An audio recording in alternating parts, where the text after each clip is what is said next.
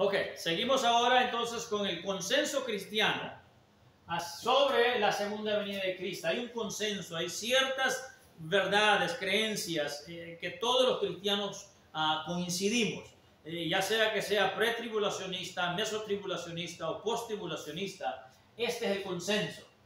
Okay. Primero, que la maldad irá en aumento y la tierra experimentará un creciente cambio en todos los aspectos. Segundo, que se aproxima un tiempo de gran tribulación como el mundo jamás ha visto. Tercero, que después de este periodo de tribulación, el Señor Jesucristo regresará para poner fin a la maldad. Cuarto, que habrá un arrebatamiento sobrenatural que reunirá a los creyentes, a los vivos y los muertos, resucitados ya por supuesto, de todas las edades. Serán resucitados y sí, se encontrarán con Cristo. Y quinto, que el arrebatamiento, que con el arrebatamiento, el cuerpo de los creyentes cambiará instantáneamente de la mortalidad a la inmortalidad. Entonces, hay un consenso, se cree esto. Repito, no importa qué posición tengas, todos coinciden de que estas cosas van a suceder. ¿Qué piensan ustedes? Igual. Sí. ¿Sí? Ok. Ahora, la divergencia es en cuanto a cuándo es que ocurre el arrebatamiento o rapto en relación con la tribulación y la segunda venida de Cristo. Ahí es donde está la divergencia, ¿verdad?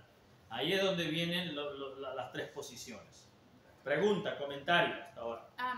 Pregunta, ¿la tribulación comienza cuando el anticristo se hace presente? ¿Recuerdan? Si usted es de la posición pretribulacionista, cree que comienza con el rapto. Comienza las 70 semanas. Sí. No, okay. Vamos a la post. Si es post, comienza con la aparición del anticristo. La tribulación. Sí, el periodo de los 7 años. Okay. La última semana de Daniel. Lo que estamos ahorita viviendo no es tribulación. No hemos ni comenzado, porque el anticristo no ha hecho aparición. Y creo que hay suficiente base como para creer que hay un buen apoyo para eso. Puntos claves del rapto pretribulacionista, rápidamente, a manera de repaso. La iglesia será arrebatada antes del inicio del periodo de la tribulación. El anticristo hace su aparición junto con el falso profeta. Los 7 sellos del Apocalipsis son abiertos. Los juicios de las 7 trompetas son sonadas. Las 7 copas son ejecutadas en los últimos 3 años de las 70 semanas. Al final de la tribulación, Jesucristo regresará con las huestes del cielo y la iglesia. Pongan atención porque y la iglesia. Y uno de los grandes errores de la pretribulación precisamente es eso, la iglesia. Y hay poco apoyo bíblico para eso, mas sin embargo ellos dicen eso. Recuerda, la iglesia es arrebatada al comienzo de la 70ª semana de Daniel, es llevada al cielo, pero en la segunda venida regresamos con Cristo, dicen ellos, right? Para establecer el reino mesiánico en la tierra, el reino milenial. De ahí sacan eso, ¿no? Ok. Estos son los versículos usados por los pretribulacionistas. 1 Tesalonicenses 4, 15 a 17, por lo cual os decimos esto en palabra del Señor, que nosotros que vivimos, que habremos quedado hasta la venida del Señor, lo tengo subrayado para que vean el contexto, ¿okay? Hasta la venida del Señor, no precederemos a los que durmieron, porque el Señor mismo con voz de mando, con voz de arcángel y con trompeta de Dios, descenderá del cielo y los muertos en Cristo resucitarán primero. Luego nosotros, los que vivimos, los que hayamos quedado, seremos arrebatados juntamente con ellos en las nubes. ¿Recuerdan lo que les dije en las nubes? Sí. ¿Okay? Para recibir al Señor en el aire y así estaremos con el Señor. Siempre. Juan 14:3, y si me fuere y os prepararé el lugar, vendré otra vez y os tomaré a mí mismo. 1 Corintios 15:52. En un momento, en un abrir y cerrar de ojos, a la final trompeta, porque se tocará la trompeta. Y los muertos serán resucitados incorruptibles y nosotros seremos transformados. Así. Right? Pero repito, a la final trompeta. Estos son los versículos que ellos usan para defender, aunque si usted los analiza bien, se da cuenta de que hay problema. Sí, hay porque, problema. Ajá, ¿dónde está la avenida secreta? La avenida secreta, ellos van a recibir al Señor en el aire. Esa es la porcioncita. Olvídate de todo el resto que dijo, esa es la porción que se agarra, ¿verdad? Lo cual es una mala hermenéutica, ser deshonesto al analizar la Biblia, porque todo el contexto nos habla de la segunda venida. Pero aquí se agarra parte y se dice, ok, hay una venida secreta y hay una venida pública. Pero el segundo versículo, el tercer versículo, 1 Corintios se contradice, ¿verdad? Porque ahí está la trompeta, se tocará. Sí, y el mismo apóstol Pablo aquí dice que si en un momento, en un abrir y cerrar de ojos, así rápidamente, ¿verdad? Pero va a ser a la final trompeta. Hay una trompeta final. Y no puede venir en secreto porque se va a escuchar la trompeta. Y porque es la trompeta final también, ¿verdad? O sea que ahí viene el problema. De 1 Tesalonicenses 1, del 9 al 10 dice, porque ellos mismos cuentan de nosotros la manera en que nos recibisteis y cómo os convertisteis de los ídolos a Dios para servir al Dios vivo y verdadero y esperar de los cielos a su Hijo, al cual resucitó de los muertos, a Jesús, quien nos libra de la ira venidera. Esto de la ira venidera lo tengo subrayado porque con eso dicen de que, ok, ahí no se nos está diciendo de que la iglesia no va a pasar por este periodo de tribulación. Pero dice la ira, no se refiere a la misma la ira, el día de la ira de Dios, tal vez. Exacto, entonces ahí es donde vemos que solamente una porcioncita se agarra, ¿verdad? Y es lo que debemos de evitar siempre, de agarrar una pequeña porción, una frase o la mitad de un versículo y hacer una enseñanza, una doctrina de ella, porque llevamos a la gente al error. Versículos usados para decir que la iglesia no pasará por la tribulación. El más popular es Apocalipsis 3:10. Por cuanto has guardado la palabra de mi paciencia, yo también te guardaré de la hora de prueba que ha de venir sobre el mundo entero, para probar a los que moran sobre la tierra. ¿Y quiénes son los que moran sobre la tierra? Nosotros. La iglesia, creyentes y no creyentes, ¿verdad? Pero de este versículo, te guardaré de la hora de prueba, se hace para eso. O sea, se utiliza para decir eso.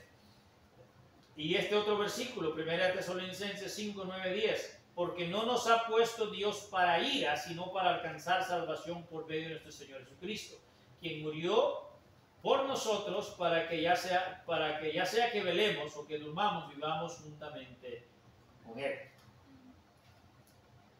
¿Cómo lo ven?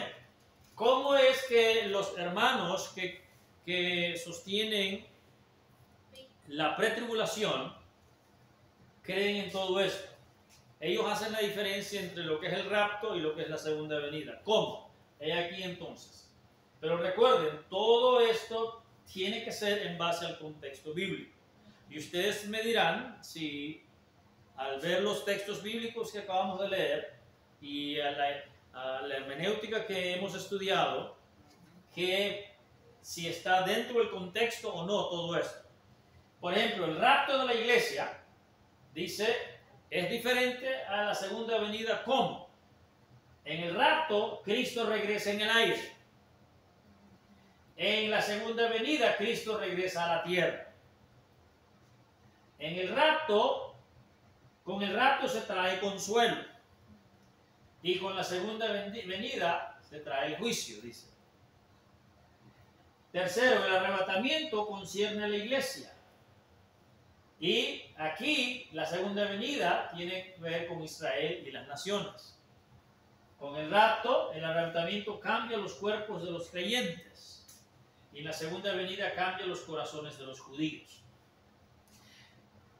si usted no pone atención, no se va a fijar. Pareciera que tiene lógica, pero no. ¿Okay? Primero, segunda venida no es un periodo de tiempo.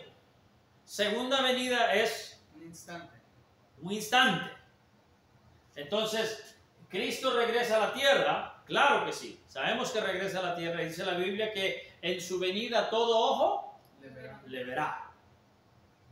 Y se lamentarán. ¿Verdad? La segunda venida trae el juicio. Cristo no trae el juicio con la segunda venida. El juicio ya ha estado teniendo lugar. Regresa Cristo como culminación del juicio. Así es que la segunda venida no trae el juicio, más bien la segunda venida lo que hace es traer el fin a la maldad. Entonces, es incorrecto decir que la segunda venida trae el juicio. La segunda venida concierne a Israel y a las naciones. No, la segunda venida tiene que ver con el mundo entero. El mundo entero, no solamente Israel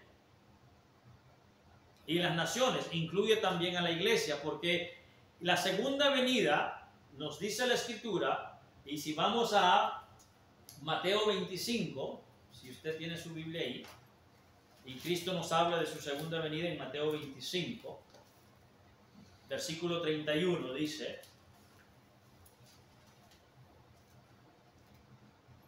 cuando el Hijo del Hombre venga en su gloria y todos los santos ángeles con él, fíjese bien, con los santos ángeles, no con la iglesia, con los santos ángeles con él, entonces se sentará en su trono de gloria y serán reunidas delante de él todas las naciones, y apartará los unos de los otros como aparte el pastor las ovejas de los cabritos, y pondrá las ovejas a su derecha y los cabritos a su izquierda. Entonces, lo que vemos aquí es de que la segunda venida es culminación de todo, en vez de específicamente traer juicio. La idea de traer juicio aquí no se está refiriendo a esto. La iglesia, cuando hablan de que la segunda venida trae juicio, está refiriéndose a las 7 trompetas, a las 7 copas. A eso se están refiriendo. Okay. Dice que la segunda venida cambia los corazones de los judíos. Los corazones de los judíos no cambian en ese momento. Recuerden que cuando vamos a Apocalipsis, 144,000 judíos son sellados que van a predicar el evangelio a los judíos. Muchos dicen de que es en todo el mundo que van a predicar. No, el texto nos dice que es a los judíos para que ellos se conviertan a Cristo. Judíos predicando a judíos. Entonces, la segunda venida no cambia los corazones. Los corazones ya van a estar cambiados. Es más, nos dice Zacarías, un detalle bien interesante acerca de cuando el Señor Jesucristo regresa a la tierra y los judíos lo ven. Si usted va conmigo a Zacarías,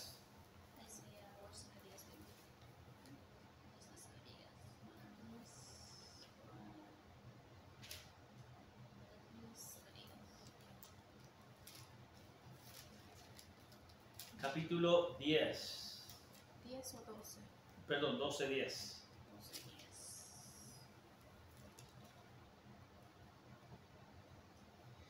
Dice: y derramaré sobre la casa de David y sobre los moradores de Jerusalén espíritu de gracia y de oración, y mirarán a mí, a quien traspasaron, y llorarán como se llora por hijo unigénito, afligiéndose por él como quien se aflige por el unigénito. No es que en ese momento cambien los corazones. En ese momento hay un despertar. Reconocerán su error. Dice: wow, ya lo hemos aceptado, pero ahora vemos literalmente, porque vemos que Él es. Si va al versículo 6 del capítulo 13. Y le preguntarán: ¿qué heridas son estas en tus manos? Y él responderá: con ellas fui herido en casa de mis amigos. Mirarán sus manos, los clavos que traspasaron, ¿verdad? Dirán, ¿qué son esas heridas en tus manos? ¿Verdad? Entonces, es algo que tenemos que tener presente. Pero en sí, ellos van a tener que decidir por sí mismos. Claro que sí. Porque no es decir, por ejemplo, el número 4, yo lo aceptaría si dijeran, la segunda venida hace posible el cambio de los corazones, pero no tanto el que ese hecho va a cambiar los corazones. Sí, porque es un hecho instantáneo, o sea, no es un momentito y ya, ¿ok? Porque entonces ya la salvación de ellos ya es por lo que ven, ¿verdad? Oh, ahora que lo ven, oh, ahora sí lo creo. Claro, ¿quién no va a creer así, verdad? ¿Quién no va a creer así? Pero en Apocalipsis nos dice de que precisamente estos 144,000 van a ir son sellados para predicar a Israel. Y estos van a entender acerca de que el Mesías, Cristo Jesús, es el Cristo.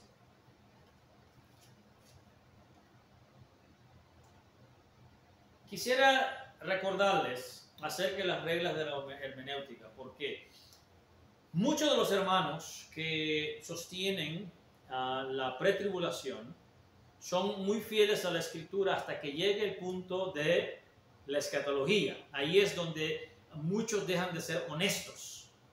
Y eso realmente no está muy bien, ¿no? Que en todas las demás estés firme, pero cuando viene a este punto, entonces dejan de ser bastante honestos, porque están forzando muchos textos bíblicos que digan lo que la Biblia no dice, y eso es una exégesis, y eso está mal. Las reglas de la hermenéutica nos dicen, por ejemplo, solamente les voy a mencionar el punto 7 y 8. Buscar la explicación contextual de cualquier aparente contradicción textual. ¿Cómo lo vamos a encontrar? Bueno, que vamos a hacer la interpretación sobre un texto claro de la Escritura. Les acabo de mencionar cómo ellos mencionan textos bíblicos, ¿verdad? Pero esos textos bíblicos claramente hablan de la segunda venida. Entonces, cuando se agarra una porcioncita y se utiliza para decir que hay un rapto secreto, entonces se deja de ser honesto. Y lo que se hace es, se está haciendo una exégesis, no una exégesis de la Escritura. Y eso no está bien, no está bien. Los textos oscuros deben ser interpretados, repito, a la luz del texto claro. Y ahí es donde nosotros tenemos que ver, ok, los textos que ofrecen los pretribulacionistas, los textos que ofrecen los mesotribulacionistas, los textos que ofrecen los posttribulacionistas, ok, ¿son textos claros y son sus interpretaciones dentro de su contexto o son fuera de contexto? Es lo que nosotros tenemos que hacer honestamente. Hay que ser honestos con la Escritura, porque si no nos engañamos a nosotros mismos, ¿verdad? Puntos claves del rapto mesotribulacionista. Solo los cristianos fieles van a ser raptados. Se utiliza las 10 vírgenes. Solamente las que tenían aceite se fueron, las otras se quedaron. Y ahí se saca la idea, ¿no? De que solamente los fieles serán arrebatados. Y la misma idea también se da con el rapto pretribulacionista, de que Cristo se va a llevar solamente a aquellos que estén fieles. Fieles, pero ¿en base a qué? ¿A qué nivel? ¿Cuántos pecados? ¿Cuánta santidad?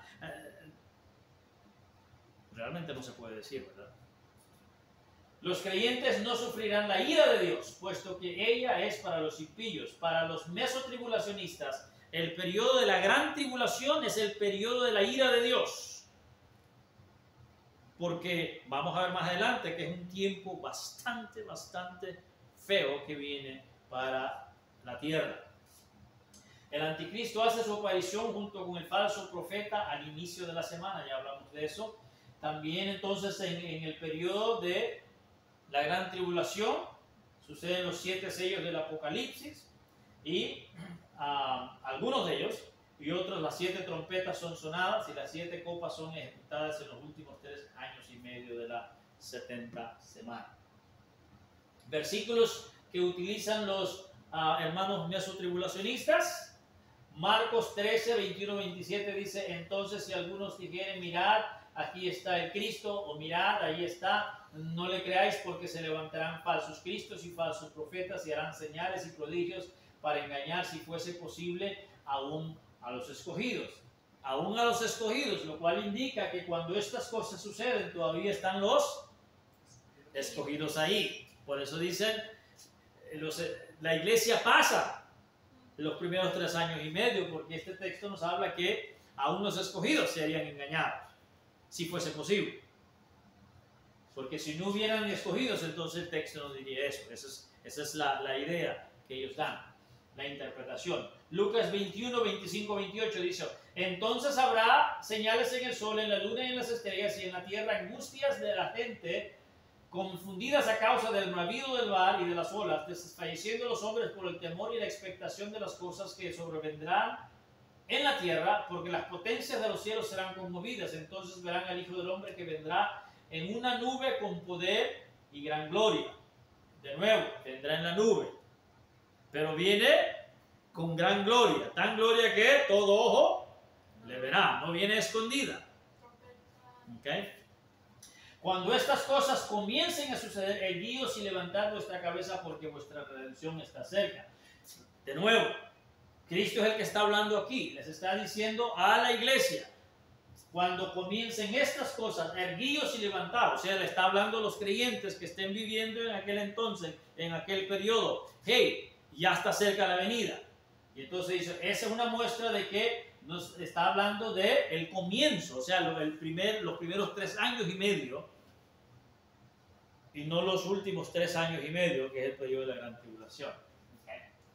Otro texto más, Apocalipsis 11, del 1 al 3, dice: entonces me fue dada una caña semejante a una vara de medir, y se me dijo: levántate y mide el templo de Dios y el altar, y a los que adoran en él, pero el patio que está fuera del templo, déjalo aparte y no lo midas, porque ha sido entregado a los gentiles, y ellos hollarán la ciudad santa 42 meses.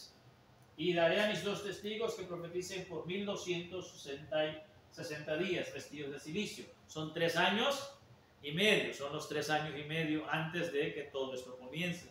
La iglesia, a la mitad, va a ser llevada. Aquí, de nuevo dice, ahí está la otra prueba. De nuevo dice, Apocalipsis 12, del 6 al 10, y la mujer huyó al desierto, donde tiene lugar preparado por Dios, para que ahí la sustente por 1260 días. ¿Cuántos son? 3 años y medio. Lo mismo. La iglesia no va a sufrir todas estas cosas. Esa es la idea que ellos dan. ¿Okay? Muy débil, creo, los textos que utilizan.